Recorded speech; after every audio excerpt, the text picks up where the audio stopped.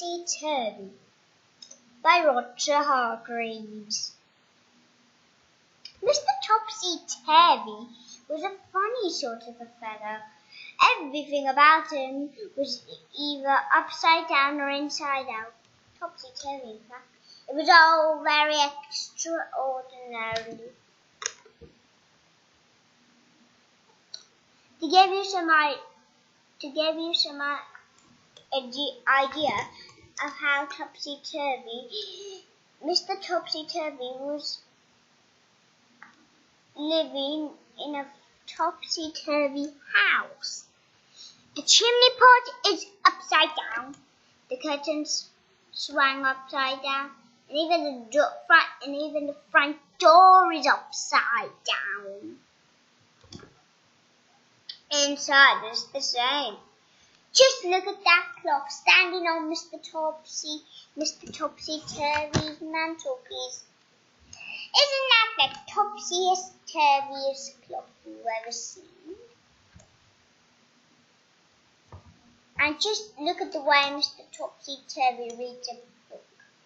Not only does he read it upside down, but he starts to read it at the back of the page. And just look where Mr. Topsy-Turvy sends a letter. He puts the stamp upside down. Now this story is over time. Mr. Topsy-Turvy came to the town where you and I live. It was quite nobody knew how he got there, but somebody saw him getting off the train. The trouble was, if you were Mr. Topsy-Turvy, you'd get off the wrong station.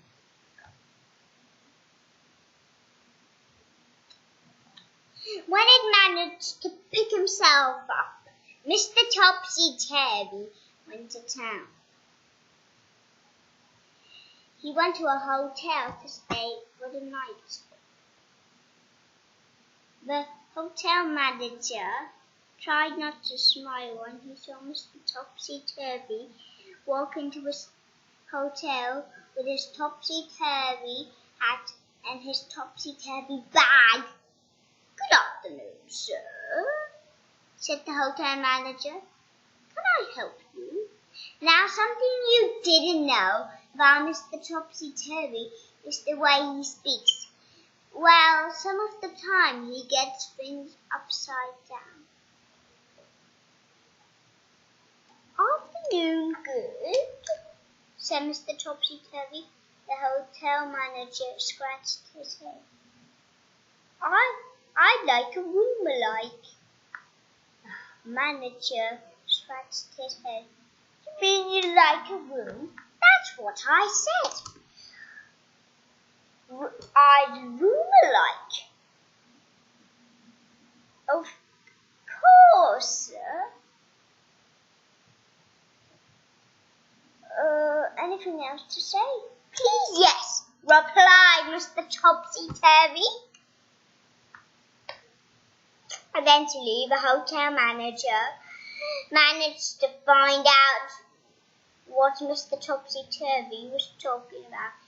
He got into the elevator and got into a room which everything was topsy-turvy there as well. The following day, Mr. Topsy-Turvy went to town and drove a taxi. The taxi driver told him where he wanted to go, but the poor driver just went bang into a lamppost. "Dear-oh," said Mr. Topsy-Turvy. "I'm sorry very." Then Mr. Topsy-Turvy went to a sock shop and got himself a socks. I like I'd like a socks for a pair, he said to the lady. You mean you like a pair of socks? Said the lady. She smiled and gave him a pair of socks. Mr. Topsy-Turvy put them on his hands. Then he went to the escalator to go. But being Mr. Topsy-Turvy, he tried to walk down the up escalator, and all the people who were going up the up escalator all fell down themselves. It was a very topsy-turvy jumble. That day, Mr. Topsy-Turvy did all sorts of topsy-turvy things.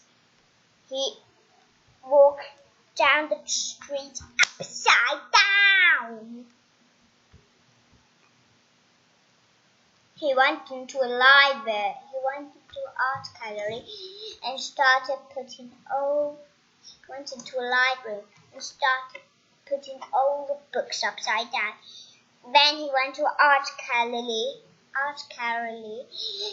and started hanging all the pictures upside down so he can look at them properly. And then, after Mr. Topsy-Turvy had been there for one day, he disappeared. Nobody knew where he went, but he did. The whole town sighed a relief. But what the town didn't discover was that even though Mr. Topsy-Turvy was gone, things were still topsy-turvy. News is to hear, said the news manager. Morning good, people started to say to each other in the street. And do you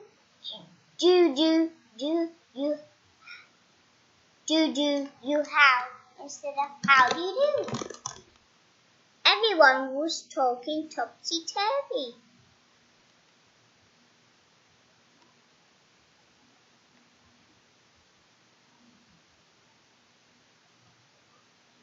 Can you think of something to say that's topsy-turvy? Go on, try.